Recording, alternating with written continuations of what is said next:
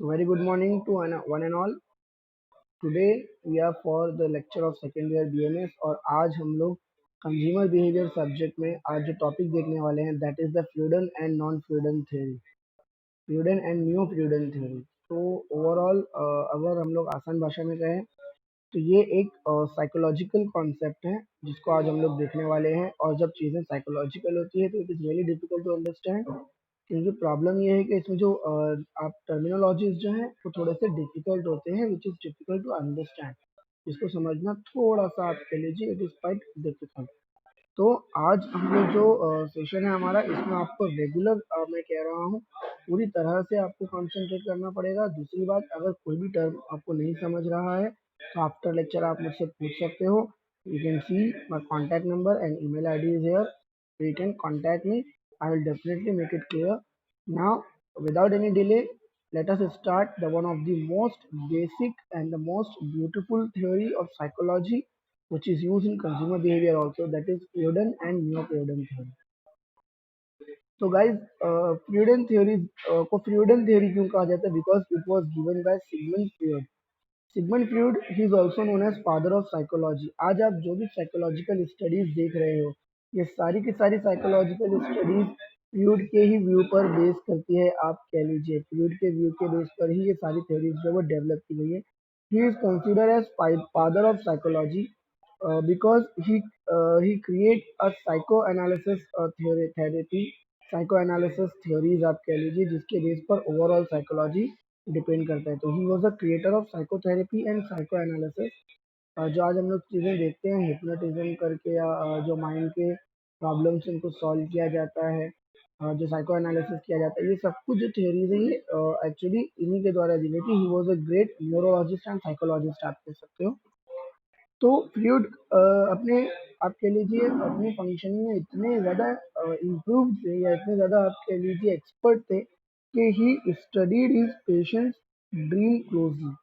He was able to analyse the dream of his patient. Patient क्या ख्वाब देख रहा है, ड्रीम में वो क्या एक्टिविटी परफॉर्म कर रहा है, he was able to analyse, he was able to tackle. तो that was his expertise. On a different on a basis of different experiment, इसने बहुत सारे एक्सपेरिमेंट कंडक्ट किए और उसके बेस पर he realize that our action are result of hidden और you can say unconscious desire. Guys, हम लोग जो भी एक्ट करते हैं नॉर्मली हम दुनिया को वो दिखाते हैं जो हम दिखाना चाहते हैं, बट बहुत सारी चीजें ऐसी है जो अनकॉन्शियस है, जो आपके माइंड में, जिसको आप भी नहीं जानते हो। और आप जो कुछ भी कर रहे हो अल्टीमेटली वो उन्हीं हिडन फैक्ट्स का, उन हिडन अनकॉन्शियस डिजायर का रिजल्ट है आप कह लीजिए। और यानी कि जो भी चीज़ें हमारे माइंड में है, जो हमारे अनकॉन्शियस माइंड में है या हमारे सबकॉन्शियस माइंड में है, जिसके बारे में हम लोग डिटेल में नहीं जानते, वो चीज़ें लीड करती है हमारे एक्शन को, या कह लीजिए वो चीज़ें इन्फ्लुएंस करती है हमारे एक्शन को। The unconscious is a repository of the memories fair and hope. Guys, जो आपका अनकॉन्शियस माइंड है वो अल्टीमेटली आप कह लीजिए कि आपका ओवरऑल जो आप सोचते हो, जो भी आपके डिजायर है, जो भी आपके होप है, जो भी आपकी मेमोरीज है, जो आपकी फेयर है, डर है, उन सब चीज़ों से मिलकर बना हुआ है आपका अनकॉन्शियस माइंड, या कह लीजिए आपका सबकॉन्शियस माइंड। और ये जो आपका अनकॉन्शियस या सबकॉन्शियस माइंड है, ये लीड करता है कॉन्शियस माइंड को, ये लीड करता है आपके एक्चुअल एक्शंस को। तो फ्लूइड ने ओवरऑल ह्यूमन साइक के बहुत सारे कॉन्सेप्शन दिए, बहुत सारी थ्योरीज दी, जिसमें एक थ्योरी है जिसे फ्लूइडन थ्योरी कहा जाता है। इस थ्योरी में ओवरऑल फ्लूइड ने आप कह लीजिए तीन कॉन्सेप्ट बताए, that is id, ego and super ego. तीन कॉन्सेप्ट इन्होंने दिए, id, ego and super ego. Guys, overall Freud का कहना यह था कि जो भी हमारा बिहेवियर है it is because of two things, that is the conscious mind जो सबको दिखता है, जो आप कह लीजिए ऊपर है, और दूसरा नॉन कॉन्शियस माइंड जो आप कह लीजिए पूरी तरह से हिडन है। ये दो चीज़ों के बेस पर हमारे बिहेवियर जो है या हमारे एक्शन जो है वो डिपेंड करते हैं। ओवरऑल इसको और अच्छी तरीके से समझाने के लिए उन्होंने तीन कॉन्सेप्ट दिए, जिसमें हम लोग ईड, सुपर ईगो और ईगो का कॉन्सेप्ट है जो हम लोग आगे देखने वाले हैं। तो guys, without any delay fluid ने क्या कहा था एग्जैक्टली, उन्होंने क्या एक्सप्लेन किया, ये हम लोग देखना चाहेंगे। तो फ्यूडन और न्यू फ्यूडियन थ्योरी या इसको हम लोग साइको एनालिटिकल थ्योरी भी कहते हैं, साइको एनालिसिस थ्योरी भी कहा जाता है।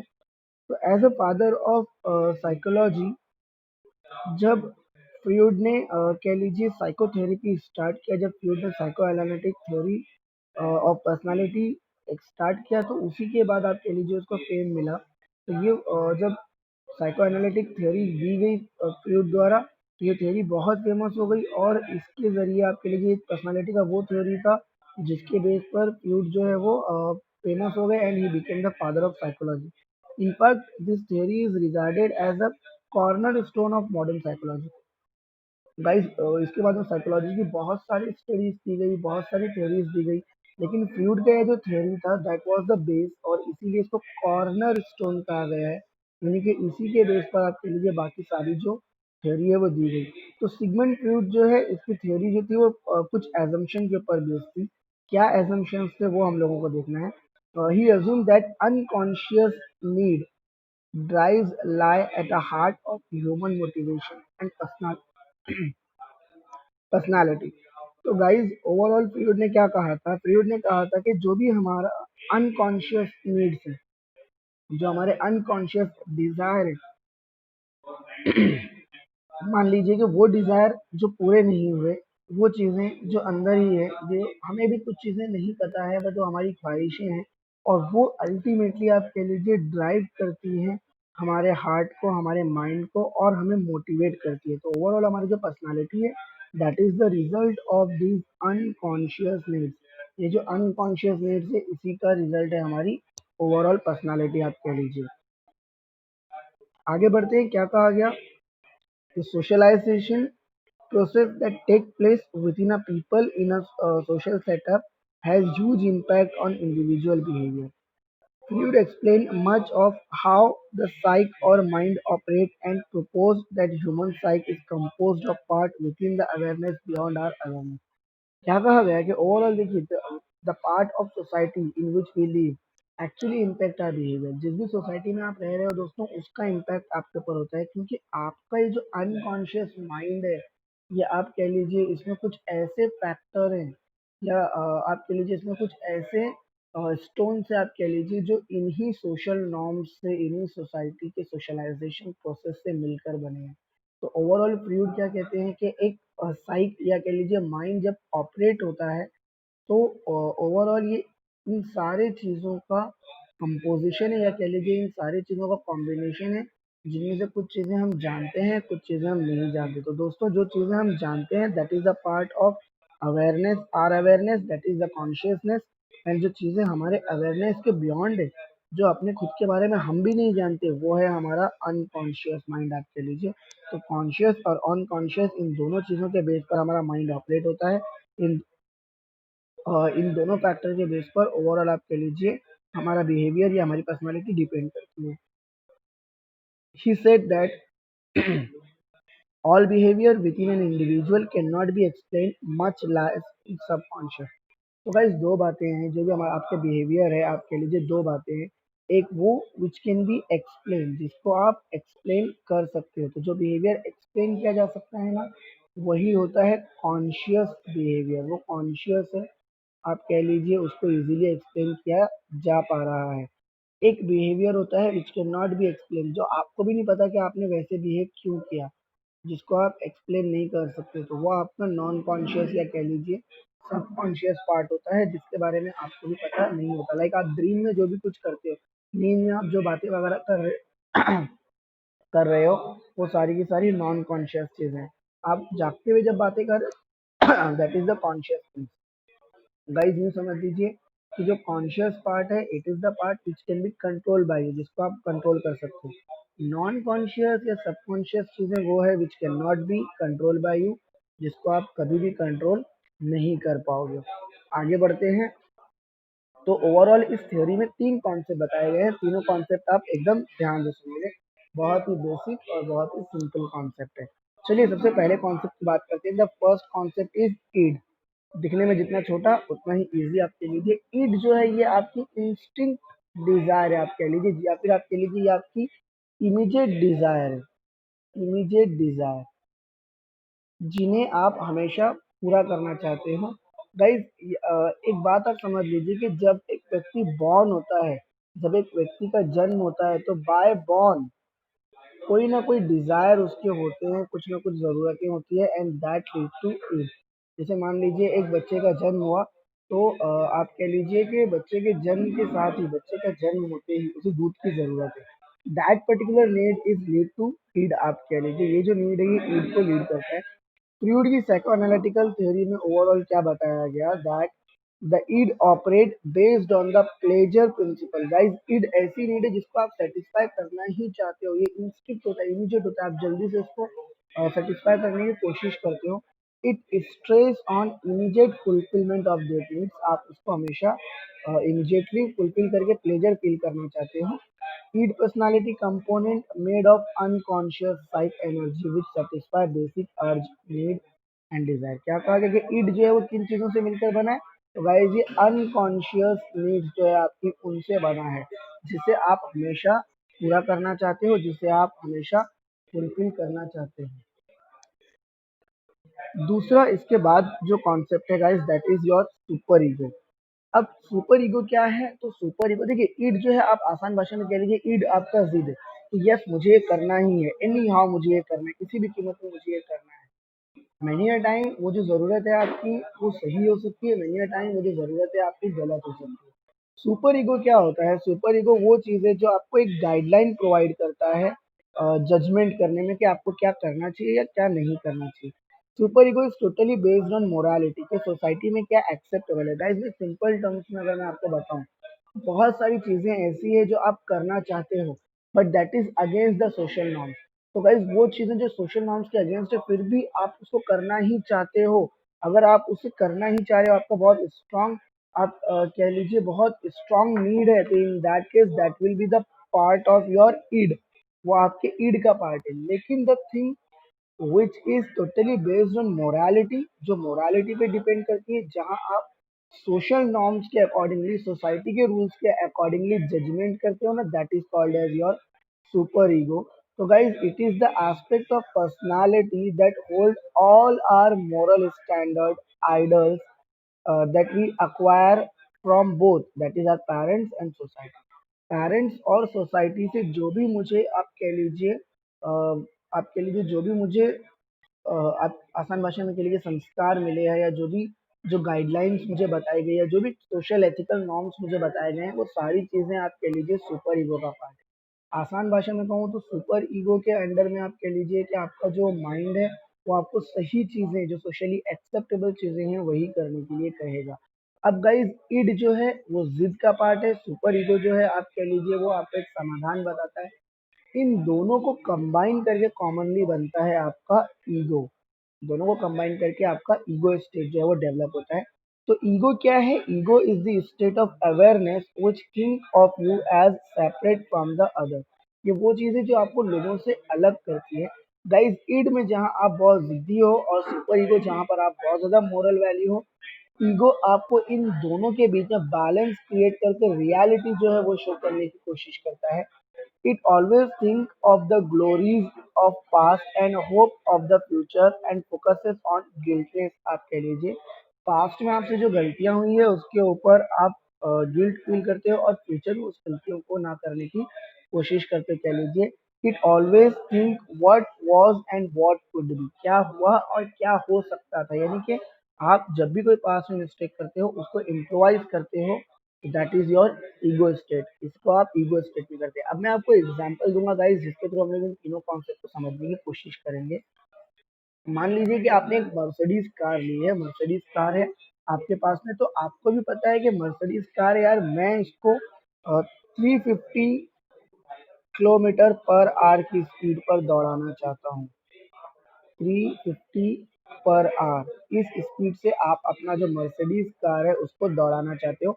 दैट इज योर इंस्टिंक्ट, आप कह लीजिए ये आपका इंस्टिंक्ट है, या कह लीजिए ये आपका इमीडिएट नीड है, ये आपकी जिद है आप कह लीजिए, तो दैट इज योर ईड। अब सुपर ईगो या मोरालिटी क्या कहता है, सुपर ईगो या मोरालिटी कहता है कि नहीं मुझे इतने स्पीड कार नहीं चलानी चाहिए। तो अब मेरी बात आप ध्यान से सुनिए कि अगर मान लीजिए ये मेरा मोरालिटी कह रहा है कि मुझे इतना स्पीड कार नहीं चलाना चाहिए, तो इन दोनों के बीच में जो जिद है, आप कह लीजिए दोनों फैक्टर के बीच में जो जिद है, इसको बैलेंस किया जाता है बाय ईगो। तो ईगो जो है वो बैलेंसिंग ऑफ एक्ट है, आप कह लीजिए आपके कॉन्शियस और सबकॉन्शियस माइंड को बैलेंस करता है ईगो, कह लीजिए आप। तो ईगो के अंडर में क्या होता है कि आप ये डिसाइड करते हो कि ओके मैं फास्ट कार चलाऊंगा, लेकिन नॉट राइट नाउ। जब मुझे प्लेन सरफेस मिलेगा, प्लेन रोड मिलेगा, खाली रोड मिलेगा, मुझे हाईवे मिलेगा, सुपर हाईवे मिलेगा, वहां पर मैं इस स्पीड पे कार चलाऊंगा, अदरवाइज मैं इस स्पीड में कार नहीं चलाने वाला। तो यहाँ पर आपने अपने जिद और जो सोशल मोरालिटी है, उन दोनों के बीच में बैलेंस किया, तो that state is called as ego. इसी को हम लोग ईगो कहते हैं। थोड़ा सा आगे बढ़ते हैं, एक और एग्जांपल देता हूँ आपको और सिंप्लीफाइड करता हूँ इस एग्जांपल के जरिए मैं आपको इस कॉन्सेप्ट को। मान लीजिए कि आपने किसी होटल में गए और आप वहाँ पर खाना खा रहे हो, खाना खाने के बाद में 500 का बिल हो रहा है। आप होटल से बाहर निकल गए और आपने पैसा देना भूल गए। कुछ दूर आगे आने के बाद आपको याद आया कि यार मैंने तो पैसा नहीं दिया। अब आपका ईड क्या कहता है कि छोड़ना यार, नहीं दिया तो नहीं दिया, 500 रुपये बच गए। ये आपका ईड है जो आपको इमीडिएट प्लेजर दिला रहा है, यानी आपको जो टेंशन हो रहा है कि आपने पैसा नहीं दिया, इस चीज से फ्री करवा रहा है आपको, ये कह करके कोई बात नहीं, नहीं दिया तो नहीं दिया, क्या फर्क पड़ता है, 500 रुपये बच गए। सुपर ईगो या कह लीजिए मोरालिटी में क्या होता है कि आपका माइंड कहेगा कि नहीं, मुझे जाकर वो पैसा पे करना ही चाहिए, अभी के अभी वो पैसा क्या करना चाहिए, पे करना चाहिए। इन दोनों के बीच में आप बैलेंस करते हो, किस तरीके से करते हो, आपके आप कहते हो okay I will give that amount, I will return that amount, but जब कल मैं आऊंगा, जब टुमारो मैं यहाँ पर आऊंगा, तो I will return that amount, amount को रिटर्न कर दूंगा। तो गाइस इस तरीके से आप कह लीजिए कि जो मोरालिटी है और जो आपकी जिद है, उन दोनों के बीच में बैलेंस करता है ego. So that is the freedom theory, जो तीन फैक्टर पे डिपेंड करती है। याद रखिए आपका जो ईड और सुपर ईगो है, ये क्वाइट सबकॉन्शियस है या कह लीजिए अनकॉन्शियस है। यहाँ जो ईगो है ये थोड़ा सा कॉन्शियस है, थोड़ा सा सबकॉन्शियस हो सकता है। तो ईगो इज द रियलिटी जो एक्चुअली आप करते हैं। तो गाइज ये है फ्रीडम थ्योरी। अब नियो फ्यूडियन थ्योरी क्या है? तो नियो फ्यूडियन थ्योरी में कुछ बेसिक एक्सपर्ट साइकोलॉजिस्ट हैं जिनके बारे में हम लोग बाद में जिक्र करेंगे, जिन्होंने इस थ्योरी को थोड़ा सा चेंज किया और इन्होंने इस थ्योरी को इम्प्रोवाइज किया और ओवरऑल बताया कि कंज्यूमर बिहेवियर में कैसे ये थ्योरी इम्प्लीकेट हो सकता है। तो आइए देखते हैं कैसे नियो फ्यूडियन थ्योरी है और कैसे वो कंज्यूमर बिहेवियर में इम्प्लीकेट होता है। तो नियो फ्यूडियन थ्योरी में क्या कहा गया, that there were a group of psychologists who believed that social interaction and resultant in relationship formed on the basis of growth and development of a personality. Here they disagreed with their contemporary Freud, who believed that the personality was biological rooted in genetic. Guys fluid क्या कहता था कि जो भी हमारा overall personality है, ये या तो हमारा बायोलॉजिकल ऑर्डर है यानी हमारे जीन्स में है, या फिर कह लीजिए कि हम लोग ने ये बचपन में जो हमारा आप कह लीजिए अर्ली एक्सपीरियंस जो होता है, चाइल्डहुड एक्सपीरियंस, उसके बेस पर हमारा ओवरऑल कह लीजिए आप आपका जितने भी प्रैक्टिस है या जितना भी आपका बिहेवियर है वो डिपेंड करता है। तो नियो जो साइकोलॉजिस्ट है उन्होंने ये बताया कि ऐसा नहीं है। इसके अलावा जब मैं सोशल इंटरेक्शन करता हूँ या जब मैं जो मेरा रिलेशनशिप है विद अदर पीपल, उसके बेस पर ओवरऑल मेरा पर्सनालिटी जो है वो डेवलप होता है। तो सिर्फ आप कह लीजिए जीन्स के बेस पर या अर्ली चाइल्डहुड के बेस पर मेरा पर्सनालिटी डिपेंड नहीं करता है।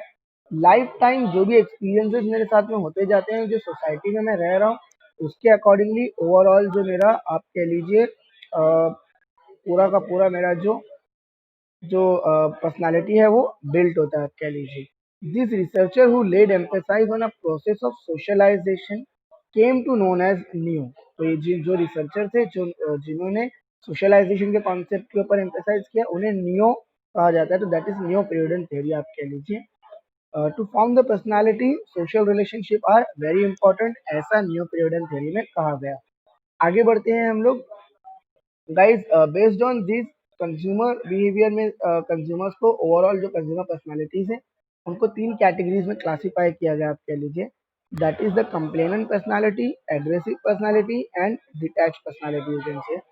तो कंप्लेनेंट पर्सनालिटी क्या है? Because basically these are the personality which prefer love and affection, so they move toward them, so they prefer non brand. तो क्या कहा गया कि ये जो पर्टिकुलर पर्सनालिटीज है लव एंड अफेक्शन वाले हैं, नॉर्मली गाइज ये लोग वो भी ब्रांड प्रिफर करते हैं जो सोशली एक्सेप्टेबल है या जो सारे लोग जो जिन्होंने इनको जो ब्रांड रिकमेंड किया जाता है ये वो ब्रांड जो प्रेफर करते हैं, क्योंकि normally they do not want any आपके लिए disagreement with any person, because they are the hunger, they have a hunger of love and affection. दूसरा आता है एग्रेसिव पर्सनालिटी। जो आपका अग्रेसिव पर्सनालिटी है, ये हमेशा पावर और सक्सेस का नीड जो है वो शो करता है। तो इसीलिए ये क्या होते हैं, जो दूसरे कर रहे हैं ये वो नहीं करते, ये उससे हट कर करने की कोशिश करते हैं। दे आर क्वाइट मैनिपुलेटिव, आप कह सकते हैं इनको, आप इजीली मैनिपुलेट कर सकते हैं। तीसरा आता है detach personality. Detach personality means what, they are not much aware of the brand, इनको ज़्यादा ब्रांड के बारे में पता नहीं है, इंडिपेंडेंट होते हैं, खुद से जो समझ में आता है वही यूज़ करते रहते हैं। तो गाइस 3 पर्सनालिटी हमने देखा। कंप्लेनेंट पर्सनालिटी मतलब क्या, जो दूसरों की सुनकर रिएक्ट करता है, उसके अकॉर्डिंगली चलता है। एग्रेसिव पर्सनालिटी मतलब क्या, जिसको आपने जो रिकमेंड किया वो उसको छोड़कर कुछ और खरीदेगा। और डिटैच मतलब ये सिर्फ अपने हिसाब से चलता है, इसका दूसरों के वजह से इसके ऊपर कोई इफेक्ट होने वाला नहीं है, आप कह लीजिए। तो guys this was all about Freudian and non Freudian theory. तो आज के लिए इतना ही। नेक्स्ट लेक्चर में हम लोग आगे कॉन्सेप्ट देखेंगे। Thank you, have a great day.